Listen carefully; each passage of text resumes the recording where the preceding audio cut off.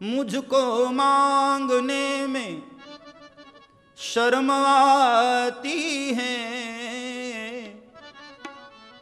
तुम्हारा तुम्हारा हो के मुझसे हाथ फैला या नहीं जाता।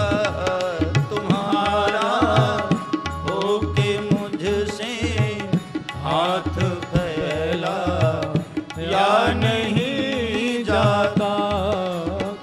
सब गाइए समझते हुए। तुम्हारा हो के मुझसे हाथ फैला या नहीं जाता। तुम्हारा हो के मुझसे हाथ फैला या नहीं जाता। मैं तेरा होकर हाथ कैसे फैला दूं? लोग क्या कहेंगे कि उसका होकर हाथ फैलाता। तुम्हारा होके मुझसे हाथ फैला या नहीं जाता। तुम्हारा होके मुझसे हाथ फैला या नहीं जाता। और आगे का शेर सुनिए। सूफी की बहुत प्यारी पंक्तियां हैं, जरा ठीक से समझिएगा। मेरे टूटे हुए पाए तलब का मुझ पे एहसान है। मेरे टूटे हुए पाए तलब का मुझ पे एहसान है। सूफी कहता है कि मेरा पैर टूट गया, तूने एहसान कर दिया। तो सबको बड़ा आश्चर्य हुआ कि पैर टूट गया और एहसान हो गया। बोले हाँ, क्योंकि जब तक पैर सलामत थे मैं दुनिया में बहुत भागता रहा, बहुत भटकता रहा, कभी तेरे द्वार पर नहीं आया। लेकिन आज तो ऐसी कृपा हो गई है, तुम्हारे दर से उठकर अब कहीं जाया नहीं जाता। तुम्हारे दर से उठकर अब कहीं जाया नहीं जाता। तालियां बजाते हुए आनंद और भाव से। जाया नहीं जाता। तुम्हारे दर से उठकर अब कहीं जाया नहीं जाता। तुम्हारे और एक शेर समझते हुए। किसी से उनकी मंजिल का पता पाया नहीं जाता। जहां वो रहते हैं किसी को खबर नहीं। हाँ, छे हरी हजार तारा नाम, कया नाम लखवी कंकोतरी। कहां रहता है वो, किसको खबर। किसी से उनकी मंजिल का पता पाया नहीं जाता। जहां वो हैं, जहां वो हैं फरिश्तों से भी वहां जाया नहीं जाता। जहां वो हैं, सब गाओ, फरिश्तों से भी वहां जाया नहीं जाता।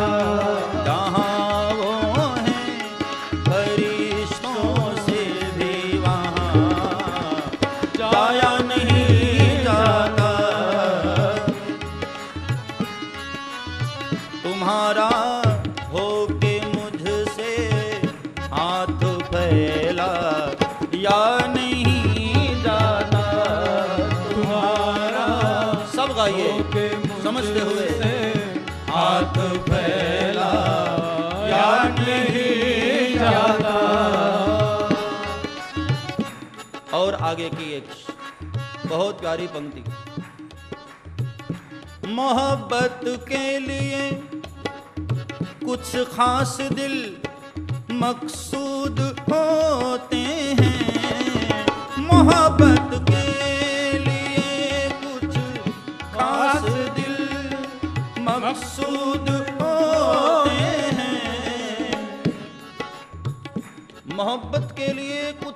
खास दिल।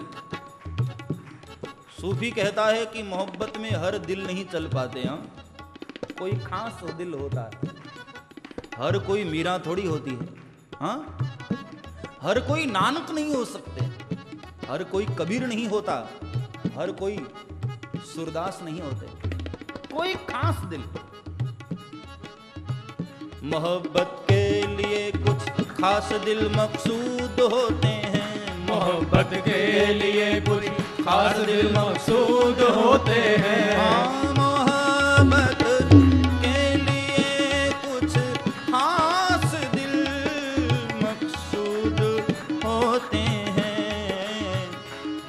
ये है वो नगमा, ये वो नगमा है, ये है वो नगमा जिसे हर साज पर गाया नहीं जाता। ये है वो नगमा जिसे हर साज पे गाया नहीं जाता। और इस शेर का, इस गजल का जो अंतिम शेर जो मुझे बहुत अच्छा लगता है, मक्ता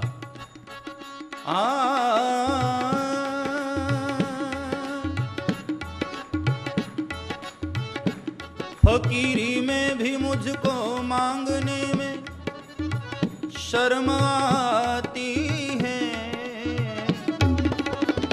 मैं फकीर हूं, मुझे हाथ फैलाने का अधिकार है, लेकिन क्या करूं, मैं तेरा हूं ना। हाँ, यहाँ बहुत सारे हमारे गुजराती भाई बहन बैठे हैं। चलो एक गुजराती में। हूँ हाथ ने मारा फैलाऊं तो तारी खुदाई दूर न थी। मैं मांगूं तो मुझे खबर है तू मुझे दे देगा। हाँ, हूँ हाथ ने मारा फैलाऊं तो तारी खुदाई दूर न थी। पढ़ूं मांगू अने पछी तू आपे, आ बात मने मंजूर न थी। मैंने मांग लिया और बाद में तूने दिया, ऐसी खुदाई मुझे मंजूर नहीं। हाँ, देना है तो बगैर हाथ फैलाए ही दे दे। हाथ ने मारा फैलाऊं तो तारी खुदाई दूर न थी। पढ़ूं मांगू अने पछी तू आपे, आ बात मने मंजूर न थी।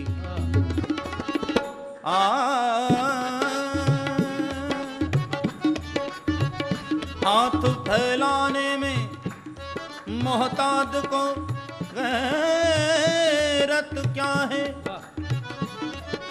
हाथ फैलाने में मोहताज को गैरत क्या है। शर्म इतनी, शर्म इतनी है कि मैं आपका कहलाता हूँ। शर्म इतनी है कि मैं आपका कहलाता क्या है। वरना हाथ फैलाने में कोई परेशानी नहीं। हाँ, कोई दिक्कत नहीं, लेकिन एक बात की शर्म आती है कि मैं तेरा हूं। दुनिया का जो मालिक है, ब्रह्मांड के मालिक का मैं बेटा हूं, हाथ कैसे फैला दूं। हाँ, तुम्हारा तुम्हारा होके मुझसे हाथ फैला या नहीं जाता।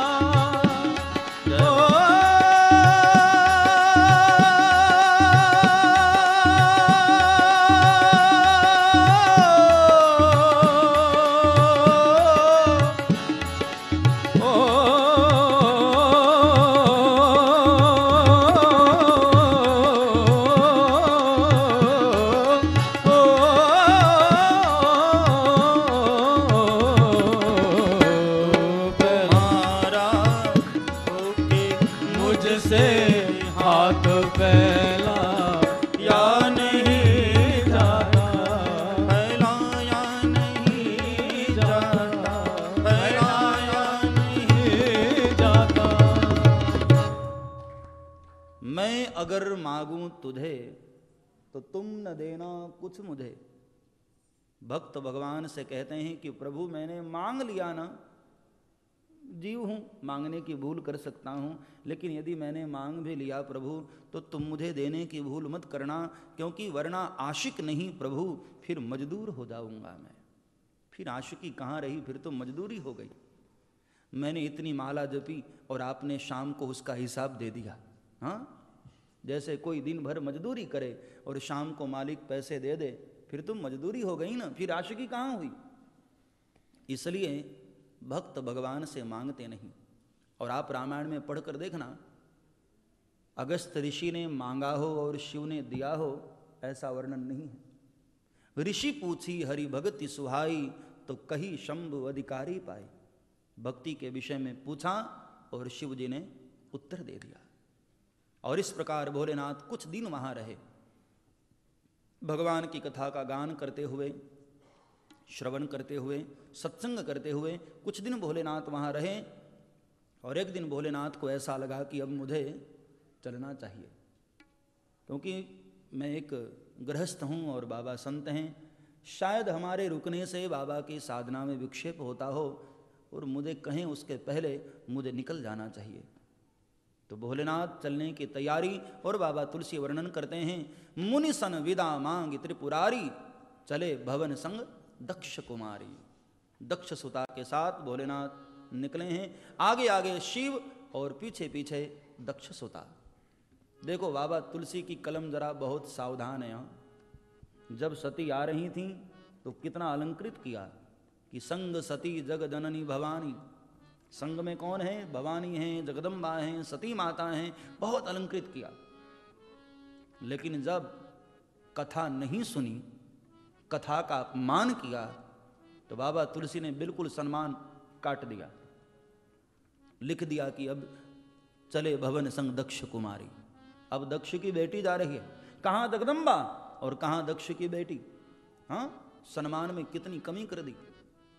मतलब ये हुआ कि संतों की दृष्टि में सम्मानित तो वही है जो कथा के प्रति प्रेम रखता है। जिसको कथा से प्रीति नहीं है वो संतों की दृष्टि में सम्मानित कभी नहीं हो सकता। सती ने कथा का तिरस्कार किया है और भोलेनाथ कथा सुनकर जब चले हैं, भगवान के चरणों में उनको और अनुराग बढ़ गया।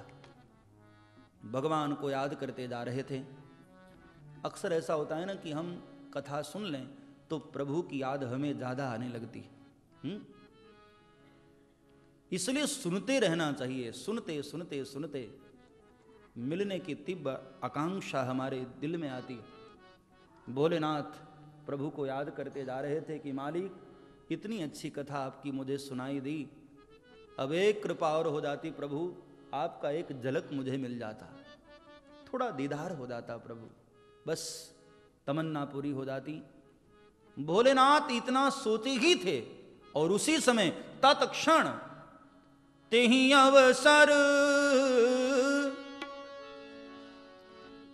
बागेश्वरी, तेहि अवसर भंजन मही भारा, तेहि अवसर भंजन मही भारा, तेहि अवसर भंजन मही भारा, हरि रघुवंश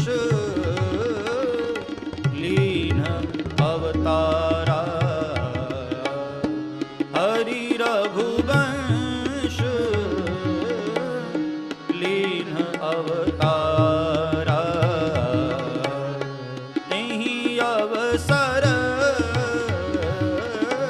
भंजन मही भारा। उसी समय धरती पर भगवान का अवतार हो चुका है और भगवान वनवास भी जा चुके हैं।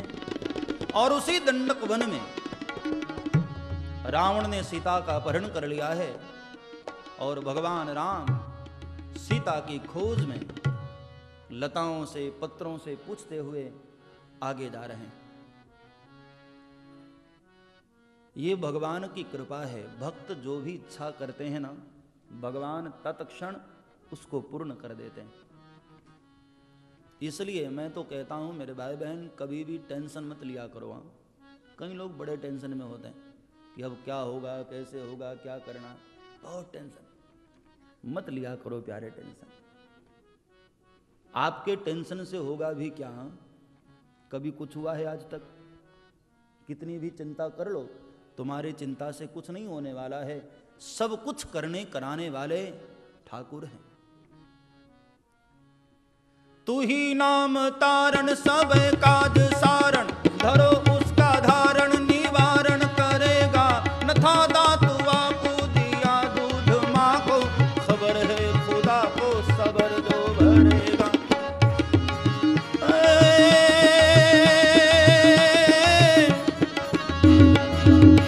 तेरा ढूंढ सीना मिटा दिल का कीना, जिन्हें पेट दीना वो आपे भरेगा।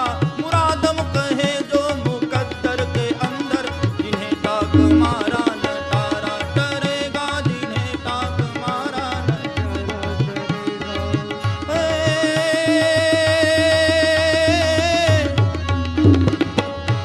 तू ही नाम तारण सब काज सारण, धरो उसका धारण निवारण करेगा। कवि कहता है, नथा दांत वाकू दिया दूध माँ को, खबर है खुदा को सब्र दो भरेगा। बचपन में सारा कुछ तो करता हुआ वो आ रहा है। हाँ, हम एक माध्यम जरूर हैं, लेकिन करने वाले हम नहीं हैं प्यारे। बच्चा जब छोटा होता है ना, उसके मुख में दांत नहीं होता है, तो परमात्मा ने ऐसी व्यवस्था कर दी है कि उस वक्त माँ को दूध आ जाता है। हाँ, और फिर जैसे जैसे जैसे बेटा बड़ा हुआ, मुंह में दांत आया, माँ का दूध बंद। तू ही नाम तारण सब काज सारण, धरो उसका धारण निवारण करेगा। नथा दातुआ को दिया दूध माँ को, खबर है खुदा को सबर जो भरेगा। खुदा को सब खबर है। हाँ, मेरे मालिक को सब पता है। तुम्हें कब किस चीज की आवश्यकता है उसको पता है, इसलिए चिंता नहीं। तेरा ढूंढ सीना मिटा दिल का कीना, जिन्हें पेट दीना वो आपे भरेगा।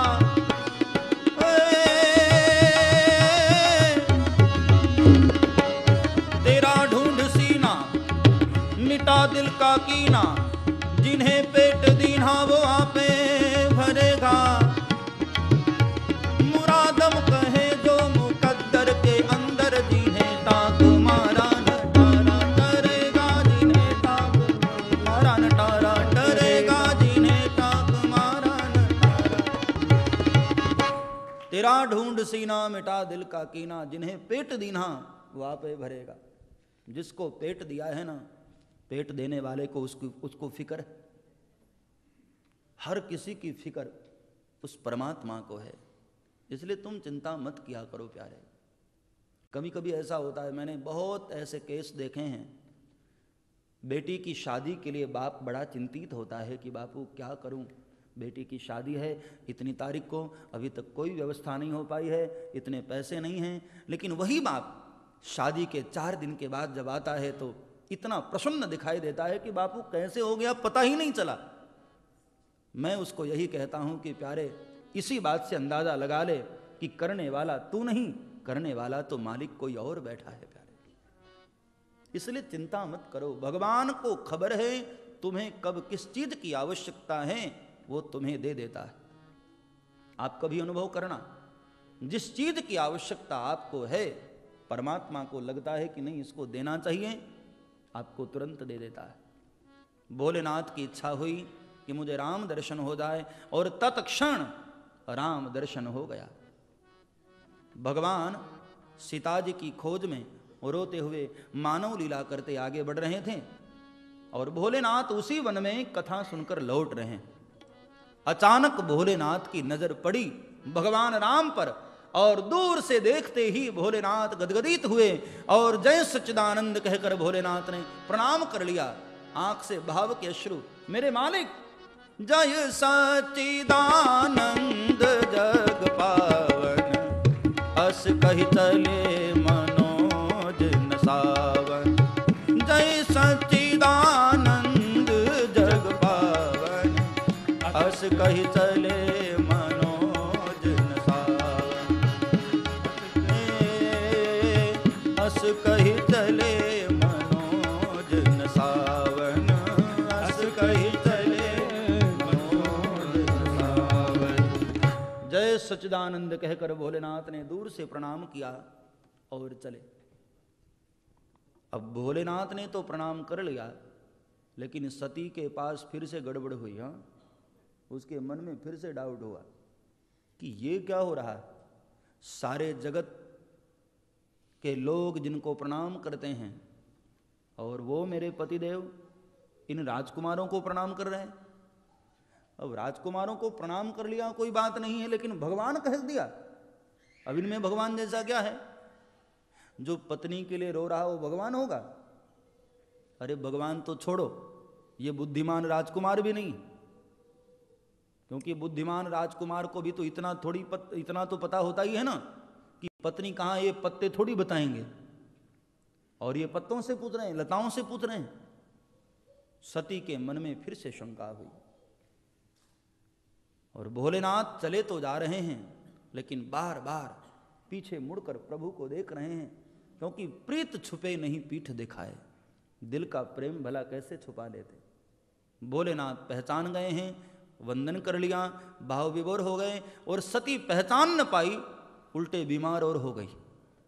संशय रोग लग गया उसको। देखो, परमात्मा को पहचान लेना मेरे भाई बहन यह भी सरल नहीं है। जब तक उसकी कृपा न हो तब तक उसको पहचाना नहीं जा सकता। मैं तो कहता हूं परमात्मा को ये मत कहो कि मुझे पाना है, क्योंकि वो तो है ही है, मिला ही है वो। हर रोज एक संत ने बहुत अच्छी बात कही और उनकी बात मुझे बहुत अच्छी लगी कि परमात्मा हर रोज हम लोगों से मुलाकात करते हैं, हर व्यक्ति से। रोज ईश्वर आकर के मुलाकात करता है और हमारा हाल समाचार पूछता है, हमें ठीक कर देता है और चला जाता है, लेकिन हम उसको पहचान नहीं पाते। कभी पड़ोसी आया, कभी भाई आया, कभी मित्र आया, लेकिन कौन उसके रूप में आकर चला गया हम पहचान नहीं पाते। वरना सोचो मेरे भाई बहन, इतना भयंकर दुखालय है संसार, इतनी लंबी जिंदगी हम अकेले कैसे जी सकते हैं। परमात्मा रोज आकर हमारी सुध लेता है। जैसे कोई माँ अपने बेटे के सिर पर हाथ फिरा दे तो बेटा भाव विभोर हो जाता है, आधी थकान उसकी चली जाती है। हाँ, लेकिन ये उस बेटे को अनुभव होगा जिसके भीतर भारतीय संस्कार होंगे। हाँ, अब जो ये कैनेडियन हो गया होगा उसके लिए ये सूत्र लागू नहीं होता। जब से मैं आया हूँ रोज यहाँ को समझने की कोशिश कर रहा हूँ, और जो मेरे पास सूचना आ रही है तो मैं तो सोच रहा था कि चलो सब चीज़ के साथ साथ शायद संस्कारों में भी वर्धन हुआ होगा, लेकिन नहीं। ये दुख के साथ कहना पड़ रहा है कि भारतीयता को हम भूलते जा रहे हैं प्यारे। लोग कहते थे कि भारतीय जहाँ भी होते हैं ना अपनी मस्ती में होते हैं, लेकिन नहीं। मैं युवान भाई बहनों को प्रार्थना कर रहा हूँ कि कृपया अपनी संस्कृति को आप भूल मत जाओ। मैं बार बार प्रार्थना कर रहा हूँ, और आप भी अपने बच्चों को ऐसे संस्कार दें कि आपकी आज्ञा के विपरीत न जाएं। आज बहुत सारे परिवार ऐसे मैं देख रहा हूँ जो कि अपने संस्कारों से विगत हो रहे हैं, दूर जा रहे हैं। मैं ऐसे लोगों को प्रार्थना करूं मेरे भाई बहन, आप गृहस्थ जीवन में बच्चों को जन्म क्यों देते हैं? हर माँ बाप की तमन्ना होती है कि बेटा मेरा बड़ा होकर मेरी उंगली पकड़कर मुझे सहारा दे। जैसे हमने बच्चे को उंगली पकड़कर चलना सिखाया, बेटा बड़ा होकर जब मैं थक जाऊं तब हमें सहायता करे, हमारा सहारा बने। लेकिन यहाँ आकर ऐसे संस्कार विदा हो रहे हैं, मैं उसके लिए बहुत चिंतित हूँ और बड़ी परेशानी हो रही है मुझे। जब मुझे ऐसी बातें सुनने को मिलती हैं तो मैं आपको प्रार्थना करूं, और खासकर मेरे युवान भाई बहनों को मैं प्रार्थना करूं, मेरे भाई बहन कृपया अपने संस्कारों को भूल मत जाओ। तुम भारतीय हो। आपको तो ये चाहिए था कि यहाँ के लोग आपसे शिक्षा लें और आपके अनुरूप चलने का प्रयास करें। हम दूसरे की नकल ना करें, लोग हमारी नकल करें। हमें ऐसे अपने आप को तैयार करना चाहिए। हाँ, लोग हमारी अच्छाइयों की नकल करें। एक समय था प्यारे, जब भारत विश्व गुरु हुआ करता था। सारी दुनिया के लोग हमारे भारत से सीखा करते थे। लेकिन आज चंद स्वार्थी लोग, उनके कारण देश की प्रतिष्ठा पर आंच आती है। मैं प्रार्थना करूं कि कृपया अपने संस्कारों को भूल मत जाओ। माँ बाप सबसे पहले तुम्हारे लिए हैं। दुनिया में हर चीज़ चली जाती है ना तो दोबारा मिल जाती है, लेकिन माँ ऐसी है, एक बार चली जाए तो प्यारे दोबारा मिलती नहीं है। फिर वो लाख कोशिश करते रहो, भटकते रहो, लेकिन जो हमारी जनेता है, जिसने जन्म दिया है, वो माँ तुम्हें दोबारा मिलने वाली नहीं। एक बहुत अच्छे शायर हैं मुनव्वर राना साहब, उसकी मुझे एक पंक्ति बहुत अच्छी लगती है। लबों पे उसके कभी बद्दुआ नहीं होती, लबों पे उसके कभी बद्दुआ नहीं होती, एक माँ ही तो है जो मुझसे कभी खफा नहीं होती। एक माँ ही है जो मुझसे कभी खफा नहीं होती। लबों पे उसके कभी बद्दुआ नहीं होती। पुत्र कुपुत्र हो जाता है, लेकिन माता कभी कुमाता नहीं होती। माँ के दिल में हमेशा ही बेटे के प्रति वही प्रेम होता है। ऐसे नालायक बेटे जो माँ बाप को छोड़ देते हैं, शर्म आनी चाहिए उनको इंसान होने पर। अरे तुमसे तो अच्छे वो जानवर हैं जो कम से कम ऐसी परिवार के साथ तो रहते हैं। तुम तो जानवर से भी बदतर हो। ऐसे बच्चे किस काम के मेरे भाई बहन? इंसान कहलाने का तुम्हें क्या अधिकार है? हाँ, भूलो सभी को तुम मगर माँ बाप को भूलो नहीं।